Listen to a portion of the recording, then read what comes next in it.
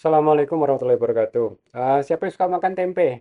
Saya termasuk suka makan tempe dan saya tidak menghindari makan tempe sejauh ini ya. Tempe itu bagus ya. Eh, Kalau tahu mungkin ada sedikit cerita yang berbeda, tapi kalau tempe oke ya. Nah, ini ada satu berita yang cukup viral ya oleh Mas Felix Zulhendri, PhD. Dia menyatakan dalam Instagramnya beliau menghindari produk kedelai ya salah satunya ya tempe tadi itu. Nah, susu kedelai segala macam apalagi di Indonesia. Kenapa sih yang dikhawatirkan?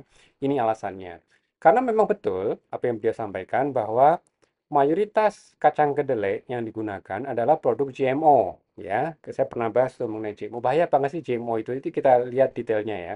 Jadi yang jadi sorotan adalah jadi produk GMO ini, Genetic Modified Organism, yaitu produk yang direkayasa genetik pada kedelai ini sebetulnya bukannya kedelainya jadi kayak super canggih apa gimana gitu ya, tapi dia telah direkayasa genetiknya sehingga dia menjadi resisten terhadap ini apa namanya terhadap pestisida yang namanya gliofosat. Ya, jadi kalau kita menanam kedelai gitu ya, itu kan pasti yang tumbuh nggak cuma tumbuhan kedelai kan, tapi juga tumbuhan yang lain itu alang-alang. Karena alang-alang ini kan mengganggu, itu bisa ngerusak panen segala macam, berebut dengan tumbuhan kedelainya gitu, dia bisa merusak panen. Makanya disemprot dengan gliofosat yang mati alang-alang liar, sementara kedelai yang sudah direkayasa genetik ini jadi aman. Nah, masalahnya adalah ada paper yang mengatakan bahwa lembaga favorit, nah dalam ini siapa? WHO, World Health Organization, ya. Memang Mas Felix ini terkenal cukup kritis terhadap WHO. It's okay, being critical is okay gitu ya, selama nanti basisnya jelas gitu ya. Dan makanya di sini disampaikan bahwa WHO sendiri loh itu melarang apa namanya? Udah, nah ini paper ini mengatakan WHO banned glifosaat di tahun 2017 gitu ya. Nah, memang WHO punya apa disebut dengan organisasi di bawahnya yaitu IARC. Nanti saya akan jelasin apa itu IARC. IARC, International Agency for Cancer Research ya. Itu dia punya statement. Tapi ini yang menarik nih. Makanya kalau kita baca paper, kita harus hati-hati juga. Jadi tidak semua hal yang ada di paper ilmiah itu seakan-akan kayak kata dewa gitu ya. Kita juga harus lihat bagaimana kita cara bacanya, bagaimana kita mengartikannya gitu ya. Nah, jadi apa sih sebetulnya yang terjadi? Nah, produser dari pestisida ini yaitu gliofosat, produser dari pestisida itu gliofosat ya, anti apa alang-alang tadi itu banyak mengalami masalah hukum gitu ya. Nah, tapi kalau itu mungkin agak berbeda ya kalau terkait dengan litigasi, dengan lawsuit gitu ya. Tapi coba kita fokus dulu dengan masalahnya apa. Ya, di sini ada satu em, klaim bahwa ada ternyata hubungan antara gliofosat dengan munculnya kanker yang sangat spesifik yaitu non-Hodgkin lymphoma. Pada siapa? Pada mereka petani-petani yang terekspos dalam jangka panjang. Mungkin teman-teman perlu tahu ya, Mas Felix ini punya kebun yang menarik ya. Dan dia bisa dikatakan dia termasuk petani juga sih. Jadi saya bisa berempati kalau orang-orang petani itu memang dalam posisi terekspos kalau dia menggunakan misalnya pestisida gitu ya. Nah, ini juga menjadi pertanyaan besar juga di Indonesia ya. Kalau kita lihat kanker yang ada di Indonesia itu kan juga menimpa pada masyarakat kalangan bawah gitu ya. Dan sosial ekonomi status sosial ekonomi rendah gitu ya. Termasuk para petani. Dan ini mungkin apakah ada hubungannya dengan pestisida yang mereka gunakan, apalagi kalau mereka menggunakannya tanpa pelindung gitu ya. Nah, jadi makanya kita harus melihat nih sebenarnya data-datanya seperti apa, kita akan nanti akan bahas. Oke? Nah, jadi ada sekitar 4 hal lah yang mungkin saya akan bahas, yang 4 poin gitu ya. Yang pertama, apa sih sebetulnya yang terkait dengan WHO ini? Apa sih kata WHO ya? WHO itu punya lembaga yang namanya IARC, IARC ya, International Agency for Research on Cancer. Ya, maaf, bukan cancer research, tapi research on cancer. Nah, itu di bawah WHO. Jadi WHO sendiri itu sebetulnya kan bukan sebagaimana IARC bahwa WHO itu dia bukan regulatory bodies ya. Jadi kalau misalnya dikatakan WHO melarang. Jadi kalau kalimat di paper tadi itu, masih ingat ada kalimat dalam paper WHO melarang, itu nggak tepat. Karena WHO sendiri, termasuk seluruh anggota underbow-nya di bawahnya, termasuk IARC, itu tidak dalam posisi untuk mendikte pemerintah manapun di dunia. Dia hanya bisa menunjukkan data. Nah, makanya kalau kita bicara IARC, ya, dia adalah organisasi riset yang mengevaluasi seluruh evidence mengenai apa sih kira-kira penyebab kanker dan memberikan rekomendasi kesehatan. Itu satu, gitu ya. Jadi tidak ada yang namanya larangan dari WHO, apalagi dari IARC. Nah, lalu yang kedua, gimana sih cara baca klasifikasi apa yang disebut dengan bahan-bahan yang karsinogenik, hasil evaluasi data dari IARC ini. Ya, karena memang saya di penelitian kanker cukup lama ya, jadi pasti mau nggak mau saya harus baca mengenai hal ini. Klasifikasinya itu menarik ya. Jadi di sini IARC itu menampilkan nanti ya, nanti saya tunjukkan contohnya, itu daftar substans atau bahan makanan atau mungkin minuman atau berlangsung dengan gaya hidup kita juga ya, kopi misalnya gitu. Itu juga termasuk yang mereka evaluasi data-datanya itu apa yang disebut menggunakan klasifikasi hazard. Nah, apa itu hazard? Mungkin kalau teman-teman punya mobil kan namanya melampu hazard ya, yang kelap-kelip gitu ya. Jadi ada dua istilah yang coba kita klarifikasi dan di sini Ayat punya monografnya yang sangat clear gitu ya.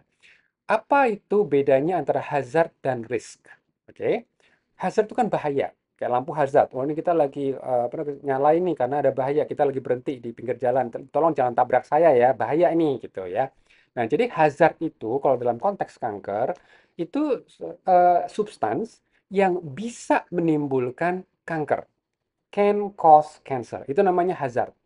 Jadi kalau misalnya palu gitu ya, palu itu kalau misalnya menimpa kepala kita gitu ya, apalagi dengan kecepatan yang sangat tinggi, itu itu bisa berakibat fatal gitu kan. Oke. Nah, itu namanya hazard. Jadi sesuatu yang bisa menimbulkan kanker. Oke. Nah, kalau kita bicara risk, risk itu adalah pertanyaannya bukan apakah bisa atau tidak, tapi apakah kanker akan muncul gitu. Jadi kalau kita misalnya bicara palu tadi itu misalnya yang orang bisa mati karena terpukul dengan palu tadi itu gitu kan. Ini adalah yang namanya hazard. Tapi kalau risiko adalah apakah orang itu bekerja dengan palu apa tidak gitu. Atau kalau misalnya dia memang bekerja dengan palu, bagaimana dia mengerjakannya? Fatalitasnya akan muncul apa tidak? Oke, jadi ini dua hal yang berbeda antara hazard dan risk.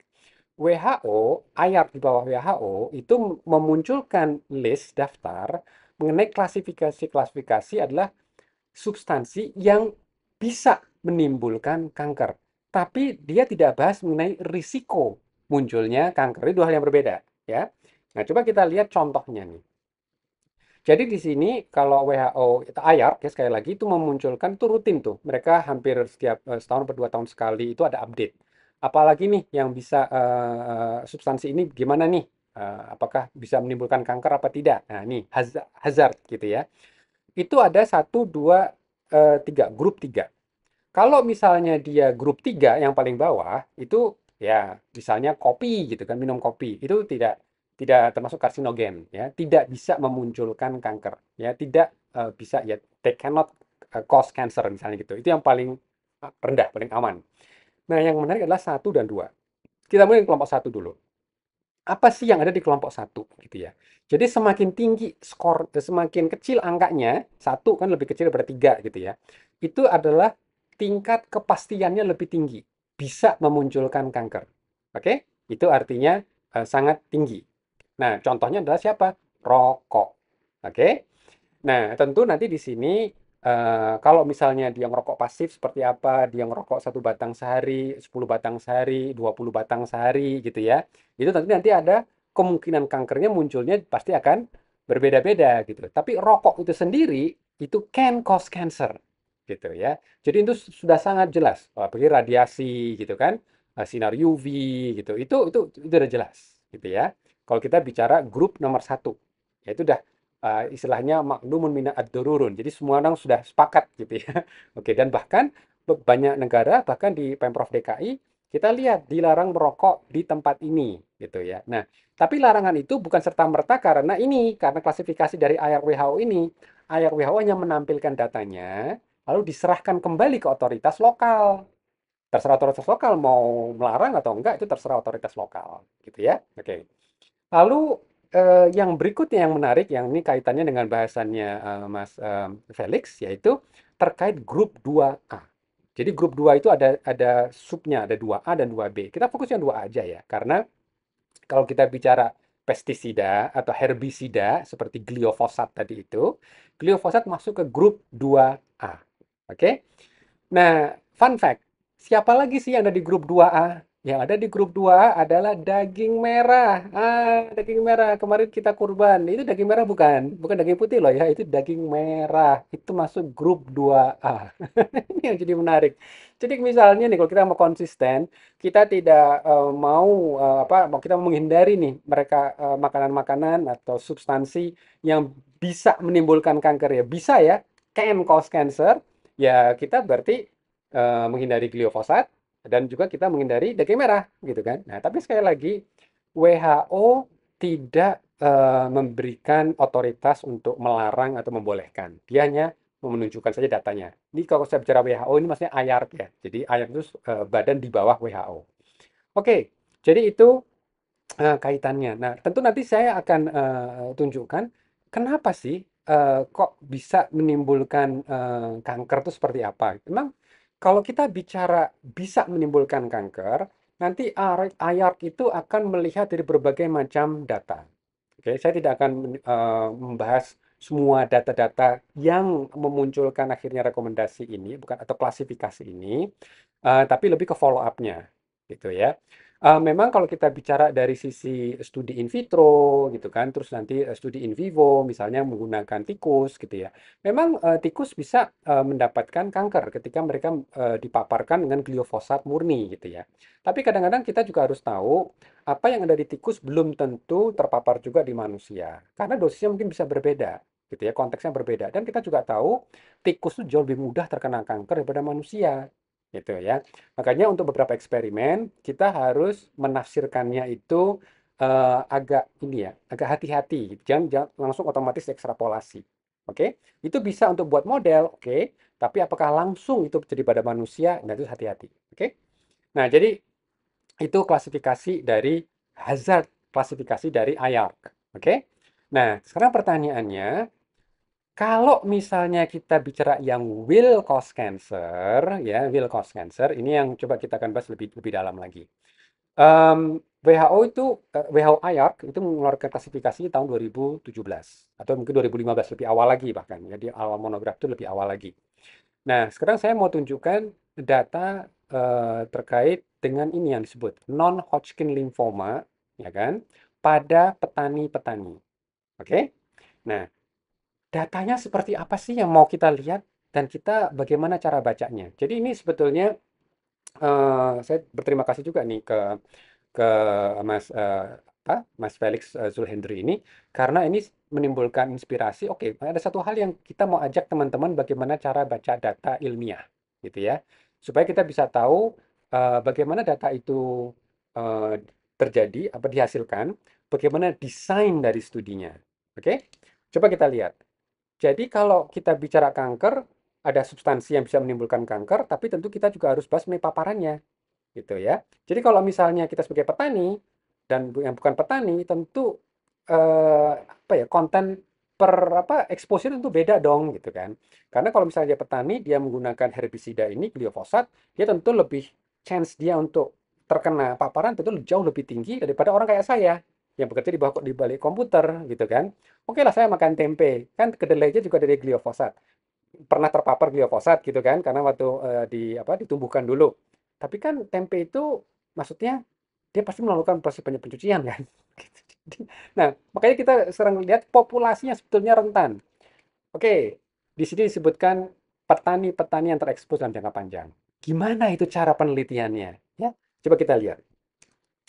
Ini ada studi prospektif 50.000, mungkin lebih ya, hampir 60.000 petani ya dalam kurun waktu 20 tahun. Ya, jadi ini studi yang cukup panjang.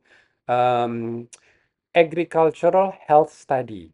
Memang gliofosat ini sebagai herbisida itu apa ya solusi manusia untuk bisa memaksimalkan hasil panen. Karena alang-alang itu masalah, ya kan? Itu kan perlu dihilangkan. Nah, kalau misalnya teman-teman mau punya yang organik, dalam artian sama sekali nggak menggunakan herbisida, pestisida, yaitu bagus-bagus aja ya. Karena memang kita harus ada pilihan bagaimana kita bisa memaksimalkan produksi, gitu kan? Nah, jadi ini studi ini cukup menarik karena bayangkan dia merekrut 50.000. Jadi gini, gliofosat itu kalau di apa di luar negeri itu nggak sembarangan. Mereka harus punya lisensi dulu. Namanya sebagai aplikator. Karena ini memang produk yang bisa dibilang ada aturannya lah. Misalnya seperti gambar ini ya, harus pakai mask gitu ya, harus pakai pelindung. Terus mungkin nanti harus pakai apa namanya, bagaimana mungkin ngoposnya juga, bagaimana mengaplikasikannya, bagaimana hitungan dosisnya. Jadi ada aturannya. Makanya kalau mau pakai, ambil lisensi dulu gitu. Jadi mereka mengumpulkan data mereka-mereka yang ingin mengaplikasikan apa gliofosat ini ke apa ke kebun-kebun mereka, mereka daftar puluhan ribu. Catatan saya kalau di sini mungkin 50, lebih dari hampir 60.000 aplikator ya yang berusaha mendapatkan lisensi ini. Lalu mereka ikutin selama berapa? 20 tahun. Oke. Tentu kalau kita bicara aplikator, mungkin waktu itu usia-usia mereka sekitar katakan 20 tahun, mungkin 30 tahun gitu ya. Nah, mungkin setelah beranjak usia di atas 50 tahun, kanker bisa jadi muncul. Gitu. Makanya mereka harus ikutin tuh dalam waktu lama. Jadi ini studi yang sangat bagus. Desain studinya, kalau teman-teman pernah kuliah, itu desain studinya adalah prospektif. Jadi studi itu ada dua macam. Ada yang namanya observasional, ya, ada yang namanya eksperimental.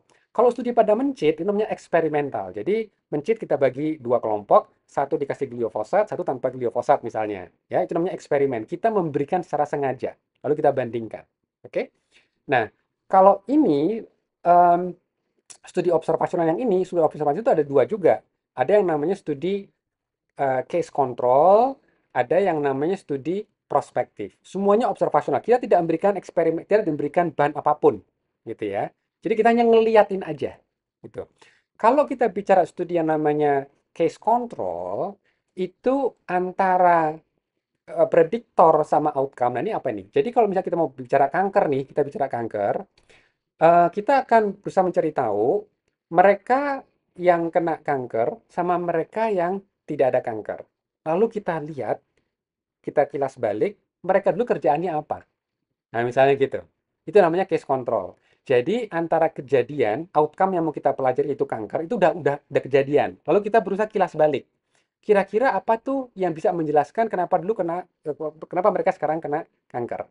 Gitu. Oh, ternyata dari mereka-mereka yang kena kanker, kebanyakan adalah perokok misalnya. Sementara kalau mereka yang tidak kena kanker, nggak ada yang merokok. Misalnya seperti itu. Jadi kita berusaha kilas balik. Oke?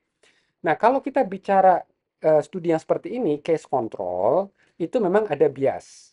Nah, biasnya biasanya ya mungkin nanti kita pilih-pilih nih, data mana yang bisa mendukung hipotesa kita, gitu ya. Oke.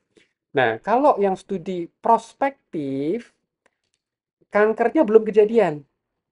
Tapi kan kita punya kisi-kisi itu dari yang sebelumnya. Oh, ternyata pasien-pasien yang terkena kanker, kok kebanyakan dari mereka adalah petani, gitu, ya kan? Mereka adalah petani.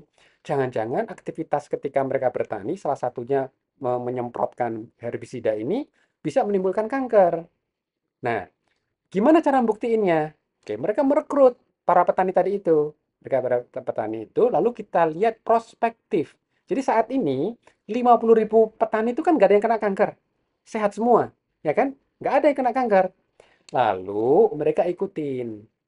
Nah, di sini mereka bagi lagi. Jadi petani-petani yang aplikator itu juga mungkin ketika mereka mengaplikasikannya mungkin bisa beda-beda. Ada yang mungkin jarang banget ngasihnya gitu ya. Tapi dia punya lisensi, ya siapa tahu jaga-jagalah gitu. Tapi dia nggak pernah pakai lisensi itu. Ada kan? Sama kalau misalnya kita SIM gitu. Ada orang mau punya SIM kayak punya punyaan aja, tapi mereka nggak pernah nyetir gitu. Nah, berarti mereka ada beberapa kelompok. Kelompok yang mereka punya lisensi tapi sama sekali tidak menggunakannya itu yang kelompok none. Jadi glyphosate use mereka adalah kelompok yang none ini, dia tidak ada. Lalu kalau Q4 itu yang paling banyak sering pakai gitu ya. Mereka tuh pakainya sering banget gitu. Itu yang Q4. Oke. Nah, lalu mereka lihat kanker insidennya setelah 20 tahun. Oke. Yang menjadi benchmark adalah kelompok yang jarang atau tidak pernah pakai gliofosat sama sekali. Nah, ketemu angka nih, 1511. Jadi teman-teman, dari 50.000 petani tadi itu, ada yang kena kanker sekitar 1511 orang, gitu ya. Jadi memang kanker itu teman-teman perlu tahu, itu nggak apa ya, itu nggak sering-sering banget, itu jarang ya. Jadi kalau misalnya oh nanti bisa kena kanker gitu ya, itu kita lihat dalam konteksnya ya. Itu tidak sesering seperti diabetes atau apa namanya stroke atau obesitas gitu ya. Kalau di Indonesia itu kan yang namanya diabetes atau obesitas kan bisa 20% ya. Nah, tapi kalau kanker itu nggak. Nanti kita lihat berapa banyak sih kanker itu kejadiannya gitu ya. Nah, jadi di sini ada sekitar 1511 orang yang terkena kanker. Dari mereka yang tidak menggunakan sama sekali. Oke. Lalu mereka lihat berapa banyak yang terkena ketika mereka mengaplikasikan paling banyak nih kuartil 4 yang paling sering, yang paling intens nih makainya. Ketemu angka 1451. Jadi, kalau misalnya kita mau ngelihat risikonya, gitu ya, relative risk gitu namanya, kita membaginya adalah yang tanpa ini, tanpa paparan, gitu ya. Jadi, ini dibagi jumlah orang yang tidak mengaplikasikannya, lalu angka ini dibagi dengan tadi, dibanding dengan yang ini. Nah, ketemu angkanya berapa? Karena kalau perfect nih, misalnya asumsi supaya mudah aja gitu ya. Misalnya di sini 1511. Kalau misalnya angka di sini 1511 juga, berarti kan satu. Rasionya satu kan. Kalau rasionya satu, itu berarti nggak ada bedanya. Nah, jadi ingat ini konsep relatif risk kalau angka satu namanya, gitu ya. Nah, sekarang bisa, jadi ada dua kemungkinan. Bisa di atas satu atau di bawah satu, gitu ya. Oke. Nah, kalau misalnya memahami ini, berarti kita bisa lihat kalau memang semakin banyak kankernya, ya semakin banyak paparannya, mestinya kan berarti angka kankernya makin tinggi kan? Nah, di sini mereka ngelihat total kanker. Ternyata kalau mereka menggunakan lebih banyak, itu ternyata tidak begitu lebih tinggi juga. Bahkan angkanya 0,99 mendekati satu juga, mendekati angka reference di sini, ya kan? Jadi artinya mungkin untuk seluruh kanker nggak gitu ada hubungannya nih, gitu, ya kan? Oke. Bagaimana dengan non-Hodgkin lymphoma? Untuk yang non-Hodgkin lymphoma, gitu kan, ini lebih sedikit lagi, terjadi 135 kasus kanker non-Hodgkin lymphoma dari mereka yang jarang menggunakan pestisida, herbisida ini. Nah, sementara untuk yang Q4, berarti yang paling banyak menggunakan itu sekitar 111. Nah, angkanya lebih lebih atau kurang? Kurang dari satu. Jadi kesannya di sini malah oh, be protected dong kalau menggunakan ini, menggunakan herbisida ini. Nah, cuma memang tidak bermakna. Kenapa? Karena confidence intervalnya itu antara 0,64 sampai 1,2. Ini melewati angka 1. Jadi nanti bisa lihat visualisasinya. Kalau begitu, memang ini kesannya lebih sedikit, tapi true value-nya itu mungkin antara ke arah kanker sama tidak kanker. Karena apa? Karena melewati angka 1. Oke ya. Jadi dari studinya yang paling besar ya selama 20 tahun mereka tidak menemukan adanya bukti adanya kenaikan non-Hodgkin lymphoma dari studi prospektif gitu ya kan. Nah, ini datanya. Tapi dari paper yang ini mereka justru menemukan ada peningkatan kejadian kanker amyloid jadi AML, acute myeloid leukemia. Itu leukemia yang sangat apa namanya sangat unik ya, agak beda dengan non-Hodgkin lymphoma, gitu kan? Karena tipe selnya beda, tipe sel darah putihnya, gitu ya. Dan mereka menemukan itu, oke? Nah, jadi satu studi ini memang tidak main-main. Kalau kita bicara penelitian, itu studi prospektif itu sangat kuat, gitu ya. Nah, cuma nanti bisa nggak dibandingkan dengan studi-studi yang lain? Ya, untuk lihat apakah konsisten datanya, bagaimana dengan kesimpulannya, gitu ya. Oke. Nah, berarti kita sekarang harus baca apa yang disebut dengan systematic review atau meta analysis. Systematic review itu ada yang sifatnya kuantitatif, ada yang sifatnya naratif. Systematic review itu kita merangkum semua studi yang ada, gitu ya. Tapi kita menceritakannya aja, tidak berarti tidak secara kuantitatif nanti menyimpulkannya. Besarnya, misalnya banyak apa rendah, tinggi apa rendah risikonya gitu. Itu tidak kita kuantitasi, gitu ya. Ya secara angka kualitatif aja. Banyak terjadi bahaya misalnya gitu. Tapi nggak disebutin angkanya. Tapi kalau meta analisis adalah systematic review yang kuantitatif. Kita bisa melihat di angka berapa besar. Kalau misalnya bahaya itu berapa besar sih bahayanya gitu ya. Nah, kita akan bahas untuk yang systematic review meta analisis. Tapi sebelum itu, coba kita lihat bagaimana cara baca datanya nanti. Oke, di sini ada namanya forest plot. Oke, forest plot. Forest plot itu ada dua aksis ya, aksis X dan aksis Y. Oke, aksis Y di sini itu menampilkan garis angka satu.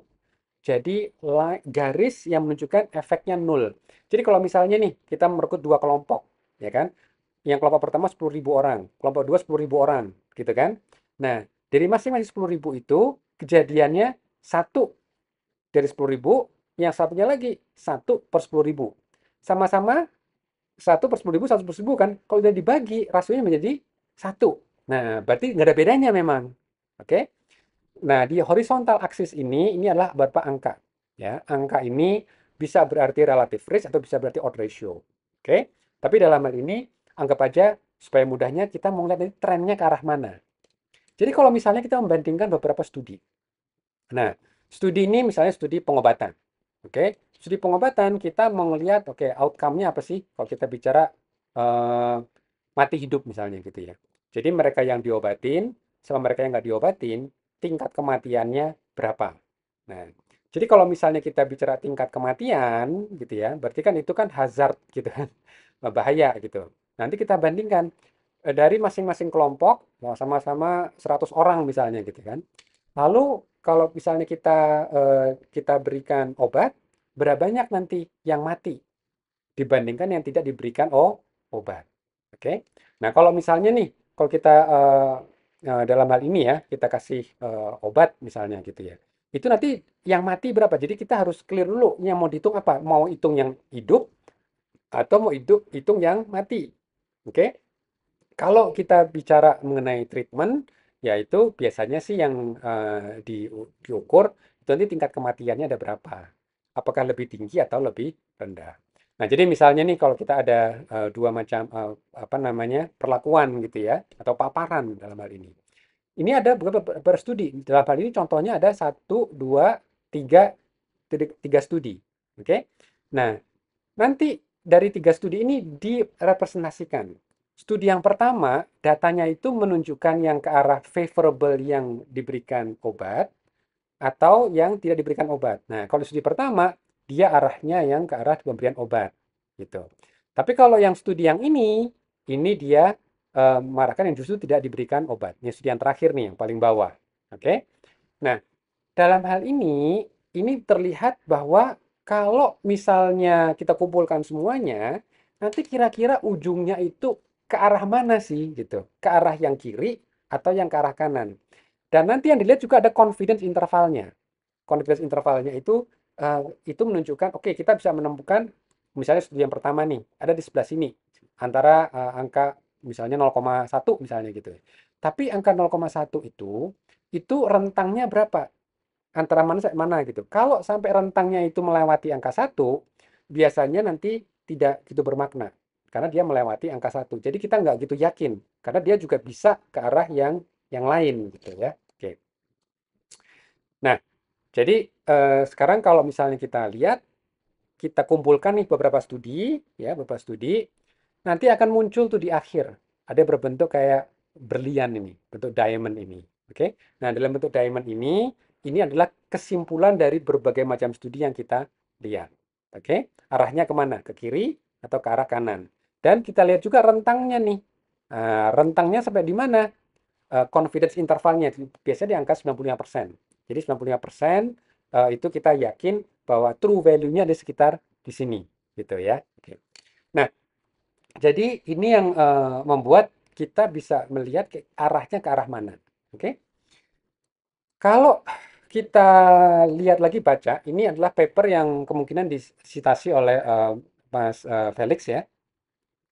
Dia itu sebetulnya menunjukkan data ini, di mana data ini mengatakan hasil sistematik reviewnya bisa paparan dari gliofosat ini bisa menimbulkan sekitar 44% peningkatan risiko kanker non-Hodgkin lymphoma. Berapa tadi? Sekitar 44%. Jadi angka ini dari mana sih? Angka ini dari sini nih, hasil studi dari berbagai studi yang sebelumnya. Masih ingat yang prospektif tadi itu? Prospektif itu ada di sini nih, Andreotti 2018. Nah, di Andreotti 2018, gitu kan, ini sebetulnya angkanya itu tidak bermakna. Apakah dia bisa ke arah apa namanya non-Hodgkin lymphoma apa tidak, gitu ya? Kan tadi kita juga ada lihat datanya, gitu kan? Nah, karena dia 50.000 orang, dia kotaknya gede banget. Nah, kotaknya gede banget. Lalu peneliti ini, Luoping Zhang ini berusaha ngelihat, oke, ini memang satu studi yang sangat besar, studi prospektif lagi gitu ya. Tapi dia masih penasaran bagaimana kalau dibandingkan studi-studi yang lain, yang 2003, 2008, 2002, 2001. Cuma masalahnya kalau menurut saya agak unik ya, karena saya sih tidak begitu, kalau saya pribadi tidak begitu menyukai menyampurkan berbagai studi yang desainnya berbeda-beda itu dalam satu systematic review, ya, dalam satu forest plot. Ini namanya forest plot gitu kan. Tapi anyway, mungkin karena mereka sebagai ahli statistika, mungkin mereka punya alasan yang jelas. Saya masih, kalau saya pribadi sih, walaupun saya udah baca, tapi kenapa ya masih harus apa ditambahkan. Tapi oke lah, kalau misalnya mereka mau menggabungkan itu semua. Nah, ingat kalau angka satu berarti adalah tidak ada efek, ya. Jadi kita lihat nanti datanya ini melewati angka satu apa tidak. Kalau yang Andrew tadi ini tidak melewati angka satu, oke? Nah, tapi kalau kita lihat berdasarkan angka-angka yang lain, nah saya lagi, kalau studi-studi yang lain kan juga dia bukan prospektif. Kebanyakan mungkin ya case control gitu ya. Nah, itu jadi sebetulnya kekuatannya beda karena desainnya itu beda banget gitu. Tapi oke lah, kita terima aja sementara. Nah, begitu dikumpulkan, muncul nih angkanya nih. Eh, meta analisisnya ya, yang angka apa bentuk size diamond ini itu di atas satu, berarti hazardnya lebih tinggi ya. 1,4 ya. Dan rentangnya itu antara 1,13 sampai 1,75 dan tidak melewati angka satu. Berarti kesimpulannya ini apa menunjukkan bahwa ada risiko munculnya tadi non-Hodgkin lymphoma pada mereka yang terpapar dalam jumlah tinggi. Jadi systematic review ini juga sudah memastikan mereka hanya menghitung yang high exposure gitu. High exposure itu siapa? Ya pasti bukan saya lah, orang-orang kayak saya, orang-orang yang atau rebahan misalnya gitu ya, atau nggak kerja di lapangan, tidak bekerja di bidang industri pertanian gitu ya, kan nggak ada hubungan sama, paling nanti kita ngambil produknya aja mungkin gitu. Nah, produknya berarti kan nggak mungkin ke kuartil yang tinggi. Dia kan udah mulai proses pencucian, proses apa namanya dilusi segala macam. Jadi tidak mungkin lah gitu ya. Nah, tapi ini mereka fokus pada mereka yang memang terpapar dengan jumlah yang sangat tinggi. Bisa naik sekitar 40% risikonya. Nah, oke. Tapi sekarang saya mau menunjukkan juga sebenarnya non-Hodgkin lymphoma itu insidennya berapa sih gitu. Jadi kalau semua mahasiswa yang belajar kanker itu dalam paparan awalnya latar belakang harus bisa membedakan apa yang namanya insiden sama prevalensi. Oke? Nah, apa sih bedanya insidensi dan prevalensi? Insidens itu jumlah pasien baru dalam setahun per 100.000. Tapi kalau prevalensi, total jumlah pasien antara yang pasien baru dan pasien lama yang masih hidup per 100.000 per tahun, gitu ya. Nah, jadi kalau kita bicara insiden, ini berapa jumlah pasien baru? Berapa sih kalau insidennya? Misalnya kalau di Australia itu tinggi banget, non-Hodgkin lymphoma. Nah, saya juga mungkin mikir, apakah jangan-jangan Australia kan banyak pertanian ya di sana ya. Tapi anyway, itu bisa sampai 9 per 100.000. 9 per 100.000, nggak sampai 1%. Oke? Nah, jadi kalau misalnya kita bicara 40% risiko, berarti kalau dari angka 9, kita naikin menjadi berapa kira-kira? 10 9 kan 4. Berarti naik menjadi sekitar mungkin 13 per 100.000. gitu ya. Jadi saya mau menunjukkan konteksnya juga. Jadi penyakit ini memang jarang gitu ya. Makanya kalau dari studi prospektif yang tadi 50.000 orang itu kan tadi yang mungkin terkena kanker itu kan nggak nyampe 1% kan gitu. Nah, jadi artinya apa? Kita harus lihat dalam hal konteks ya. Jadi ini saya besarkan di yang paling tinggi itu sekitar 900.000. Indonesia itu mungkin sekitar angkanya antara 4 sampai 5 karena birunya nggak biru-biru banget gitu ya, tapi biru. Jadi sekitar 4 sampai 5 per 100.000. Bandingkan dengan kanker payudara misalnya ya, kalau di Indonesia itu estimasinya sekitar 40 per 100.000. Jadi jauh lebih banyak kanker payudara gitu ya. Jadi itu kita harus lihat. Nah, yang terakhir nih, topik yang terakhir. Lalu aman nggak konsumsi produk kedelai? Gitu ya. Nah, betul bahwa mayoritas kedelai itu eh, kedelai GMO. Oke. Apakah GMO ini ada gliofosatnya? Ada. Kalau kita menggunakan teknik yang sangat sensitif bisa menemukan, gitu kan? Oke. Nah, cuma kan biasanya para pengrajin tempe, tahu, itu kan nggak otomatis kedelai yang mentah-mentah langsung dimasukin, diceburin jadi tempe kan? Pasti kan ada proses pencucian segala macam, gitu kan? Nah, dalam hal ini lalu diproduksi jadi makanan dan kita yang konsumsi. Kira-kira datanya seperti apa? Ini lagi forest plot dari berbagai macam data. Kalau kita lihat angka 1 sebagai line of null effect ya, jadi tidak ada, ini adalah garis, kalau misalnya dia melewati garis itu, berarti emang nggak ada bedanya. Yang kita cari adalah studi apakah dia ekstrim ke arah kiri atau ekstrim ke arah kanan, dan confidence intervalnya tidak melewati angka 1. Itu yang kita berusaha cari. Oke? Nah, ini ada berbagai macam studi, gitu kan. Dan intinya di sini angkanya kurang dari 1. Berarti dia protektif. Artinya konsumsi kedelai secara umum itu justru bisa menimbulkan proteksi terhadap kanker. Gitu ya. Oke. Nah, cuma yang terakhir ya, teman-teman. It's okay kalau misalnya teman-teman tetap merasa nggak nyaman, silahkan gitu ya. Tapi kita juga perlu apa yang disebut dengan ada empati gitu ya. Indonesia ini saat ini masih banyak kekurangan nutrisi. Kita masih kurang konsumsi daging merah, kita masih kurang konsumsi yang protein. Kita masih terlalu banyak konsumsi gula. Oke, kita mungkin jarang olahraga, olahraga belum menjadi gaya hidup yang merata gitu ya. Jadi perlu nih dalam mengkomunikasikan data-data ilmiah seperti ini, kita perlu ingat konteksnya juga gitu ya. Kalau misalnya kita untuk diri kita sendiri, mungkin oke, itu adalah pilihan. Tapi kalau kita berbicara di ranah publik, coba kita harus lihat dari sisi apakah pantas apa tidak, apakah ini proper apa tidak, gitu ya. Ini bukan masalah benar apa salah gitu ya, tapi bagaimana mengkomunikasikannya secara tepat dan bertanggung jawab. Oke, ya mudah-mudahan ini bermanfaat. Ya kita baca statistik sedikit tadi.